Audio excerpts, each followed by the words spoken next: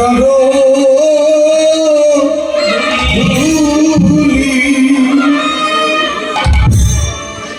চলো ধুলি সবাই রঙে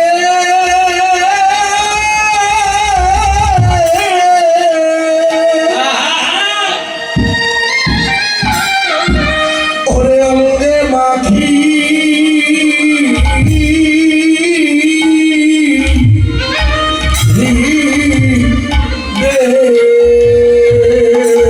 চিরকাল পৃথিবীতে কথাটা ভালো করে শোনেন, বেঁচে থাকার ওয়ারেন্টি কার্ড আমরা কেউ নিয়ে আসি নাই। এসেছি না, কেউ আসি নাই পৃথিবীতে চিরকাল বেঁচে থাকার জন্য। দাদু এসেছিল চলে গেছে, দিদা এসেছিল চলে গেছে, জ্যাঠা গেল, জেঠু গেল, বাবা গেল, মা গেল, ভাই গেল, বন্ধু গেল, বান্ধবী গেল, বন্ধু গেল। কোন দিন যে আপনার আমার ডাক্তার আসবে, ইমা এই কথাটা একবারও কারো মনে পড়ে না। জন্মেছি মরতে হবে, চিরকাল এই পৃথিবীতে বেঁচে থাকার জন্য কেউ আসি নাই। বাবা কি হিসাব দেবেন? যেদিন ভগবানের পাড়ে ঘাটাতে গিয়ে দাঁড়াবো, ভাই যাবে না, বন্ধু যাবে না, ও হাতে হাত দিয়ে কথা দিই সারা জীবন তোমার পাশে থাকবো, তোমাকে ছাড়া বাঁচবো না এক সেকেন্ড। আদৌ এটা কি সত্য কথা? না মাগো, এটার মতো মিথ্যা কথা আর পৃথিবীতে নয়। তাই যদি হবে স্ত্রীকে ছেড়ে স্বামী চলে যায়, স্ত্রী রক্ষা করতে পারে না, পারে। স্বামীকে ছেড়ে স্ত্রী চলে যায়, স্বামী স্ত্রীকে রক্ষা করতে পারে না। পিতাকে ছেড়ে পুত্র চলে যায়, পিতা পুত্রকে রক্ষা করতে পারে না। বাবা সারওয়ানাসা করো কৃষ্ণেরও সংসার। ভগবান গীতায় অর্জুনকে বলল, অর্জুন ন মাতা ন পিতা ন পুত্র ন ভ্রাতা ন ভগ্নী। ও দাদা, স্বার্থের ভালোবাসা পৃথিবীতে যতদিন দিতে পারবেন ততদিন বন্ধু বান্ধবীর ভালোবাসা থাকবে। যখন আর দিতে পারবেন না, স্বার্থ ঘুরে গেলে আপনার আপন জনম আপনাকে দূরে ঠেলে দেবে। যাকে ভালোবাসলে এহকালে পাওয়া যায়, যাকে ভালোবাসলে পরকালে পাওয়া যায়। গীতায় ভগবান অর্জুনকে বললেন, অর্জুন সর্বধর্মাং পরিত্যাজ্যং মামেকাং শরণাং ব্রজ অহং তাং সর্বপাপভ্যো মুখ্যই স্বামীমাশুচ। হে অর্জুন, তুমি আমার হও, এই জগতে দাদায় আমার হও। আমি ভগবানের কারো জন্মের মতো তার হয়ে যাই। ভক্তই আমার, কথাগুলো বোঝা যায় না? ভক্তই আমার মাতা পিতা, ভক্তই আমার গুরু, ভক্তই আমার নাম রেখেছে বাঞ্ছা কল্পতরু। ভক্তের হাতে আছে প্রেমের ডুরি। কিসের প্রেমের ডুরি? এই দাদা ভাই, ভক্তই আমার যেদিকে ঘুরায় আমি সেই দিকে ঘুরি। ভক্ত দিলে খাই, না দিলে উপবাস থাকি। ভক্তের খুদগুড়াময়ী ভগবান কালিয়া খাও। ভক্ত যদি আমায় দিতে না চায়, তবু আমি ভক্তের দ্বারে ভগবান সেই খাই। ভক্তের খুদগুড়াময়ী কালিয়া খাও, আর অভক্তের ধনের দিকে কোনোদিনও ফিরিয়া না চাও। কথাটা ভালো করে শুনে যান। যদি ধরে রাখতে পারেন, ভক্তি জগতের উন্নতি করতে পারবেন না। কোটি কোটি ধন সম্পদ, টাকা পয়সা থাকলে যদি ভগবান লাভ করা যেত, বাবা এই জগতে অনেক কোটিপতি আছে না মা? তারা আগে ভগবান কিনে বসে থাকতো। ওই যে দুর্যোধনের কি ধনের অভাব ছিল? শশা গড়া রাজ্য ছিল, যেদিকে তাকাতো সেই দিকে তাদের। দুর্যোধন কি ভগবান লাভ করতে পেরেছে? পারে নাই। ভগবান লাভ করলো কে? পঞ্চ পাণ্ডব। ওদের ঐশ্বর্য থাকবা না থাক,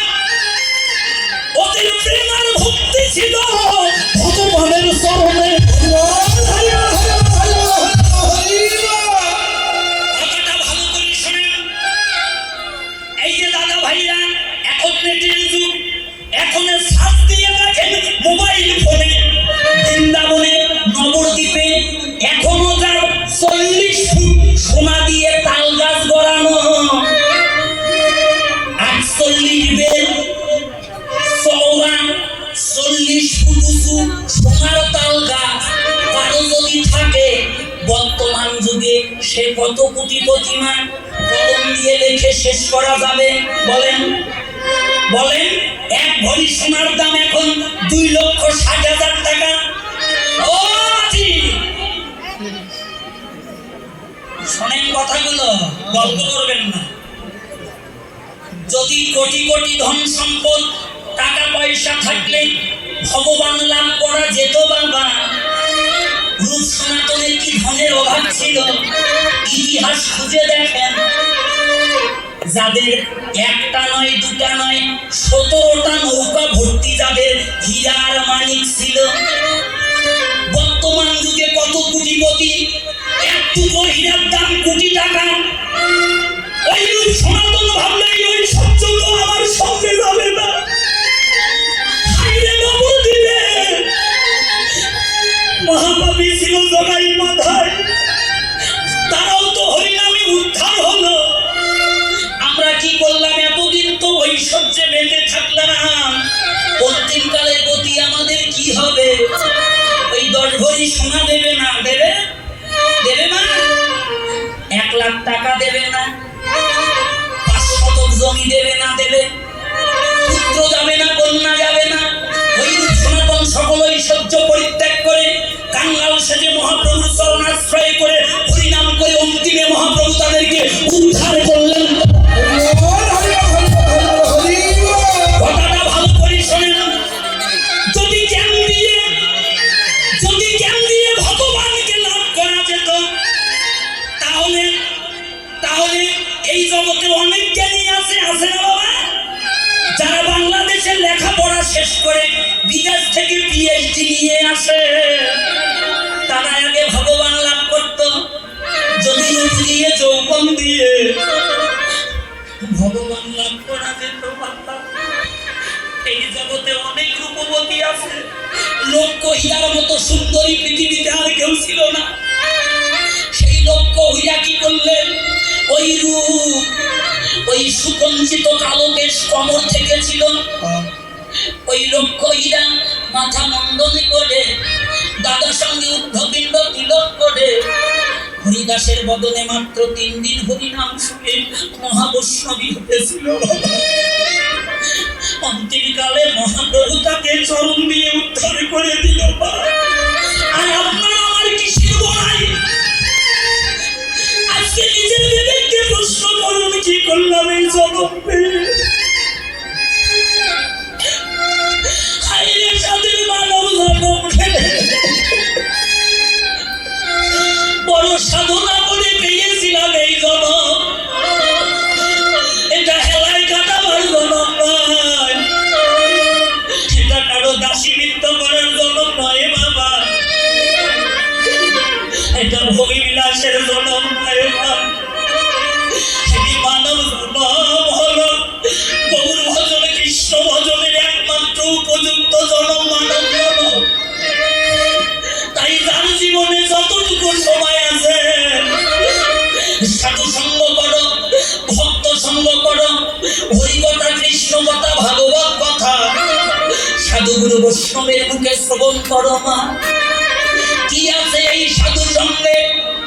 এই যে আজকে এত রাত জেগে ছোট বড় যুবক বৃদ্ধা নারী পুরুষ সবাই বসে আছেন আসলে, কি আছে এই সাধু সঙ্গে? শুনে যান, কি পাওয়া যায় এই সাধু সঙ্গে?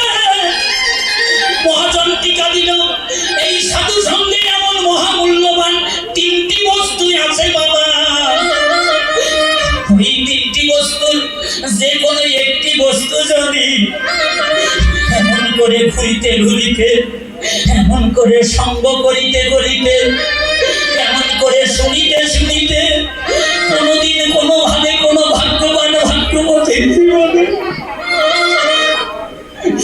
লাভ হয়, সেই জনমায় সে ভগবত ধামে যেতে পারিবে। সেই বস্তু 3টি কি জানেন বাবা? ভক্তি শাস্ত্র টিকা দিলেন, ভক্তপদ ধুলি আর ভক্তপদ জল। ভক্তের ভক্তায় অবশেষ এই 3 বস্তু সাধনের মহাবল। প্রথমটা কি? প্রথমটা হলো বৈষ্ণবের পদধূলি। বলতে পারেন বাড়ির সামনে অনেক ধুলি আছে, বাসার সামনে অনেক ধুলি আছে, মেকআপ করছি 3 ঘন্টায় ধুলি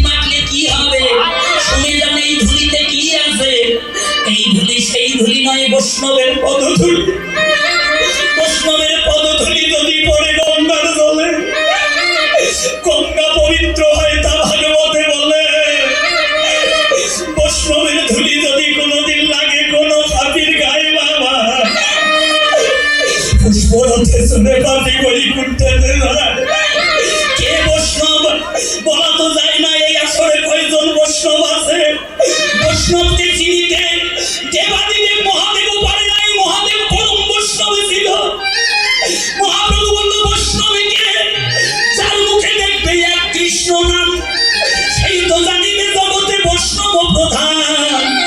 তাই এসো আজ মান অভিমান ভুলে যাই, দ্বিধাদ্বন্দ্ব ভুলে দিয়ে সবাই মাখো মাখো বসে চরণে ধুলি,